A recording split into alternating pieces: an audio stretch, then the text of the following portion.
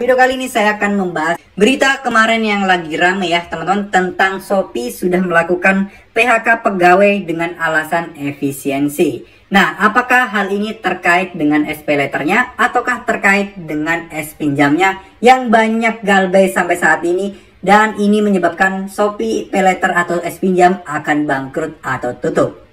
Ya, di video kali ini saya akan membahas sebuah berita yang terlansir di CNBC ya teman-teman. Di sini diungkapkan bahwa Shopee telah melakukan PHK karyawan, dan ini katanya alasannya adalah langkah efisiensi perusahaan.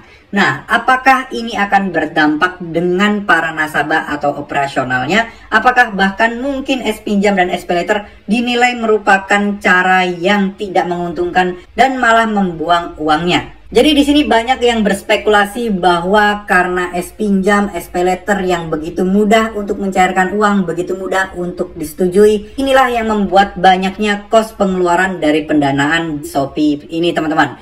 Jadi dengan kata lain, banyak yang mengira kalau Shopee akan bangkrut karena pengeluaran besar-besaran banyak nasabah-nasabah yang gagal bayar atau telat bayar, yang ini mengganggu perekonomian mereka. Tapi di sini Shopee menampik ya. Di sini Shopee menolak untuk hal ini berkaitan, karena menurut Shopee ini hanyalah murni untuk efisiensi mengingat kondisi komponen perekonomian global ini yang tidak pasti. Jadi intinya mereka bilang kalau SPayLater dan S-Pinjam tidak mempengaruhi hal tersebut, bukan menjadi faktor utama adanya PHK tersebut.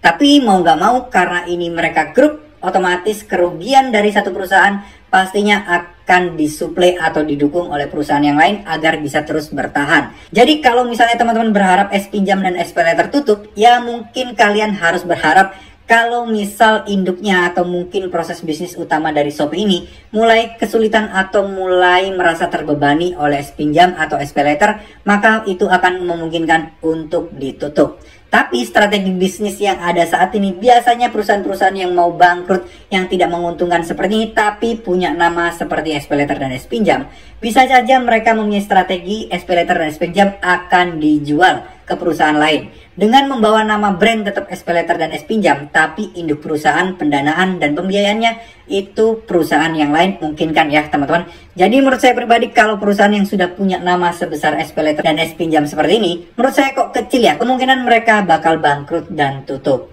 Nah, di sini juga Shopee Indonesia juga memastikan bahwa langkah ini tidak akan mempengaruhi operasi bisnis dan layanan kepada seluruh penjual, pembeli dan mitra di Indonesia. Jadi PHK sendiri ini Shopee memastikan tidak akan ngaruh ke proses bisnis yang lain. Ya kalau memang tidak pengaruh, kenapa mereka harus mem-PHK? Itu kan yang jadi pertanyaannya. Ya kita tunggu saja update terbaru dari Shopee ini, apakah mereka akan benar-benar membuang SPayLater dan S-Pinjam ataukah malah menjualnya, atau mungkin bahkan mempertahannya dengan terus merugi. Ya, semoga video ini bisa bermanfaat, semoga video ini bisa memberikan teman-teman sedikit gambaran bahwa SPayLater dan S-Pinjam menurut saya pribadi tidak berpengaruh dengan PHK tersebut, karena ya PHK-nya mungkin tidak sebanyak yang dibicarakan oleh orang-orang teman-teman. Terima kasih, mohon maaf jika ada salah-salah kata. Wassalamualaikum warahmatullahi wabarakatuh.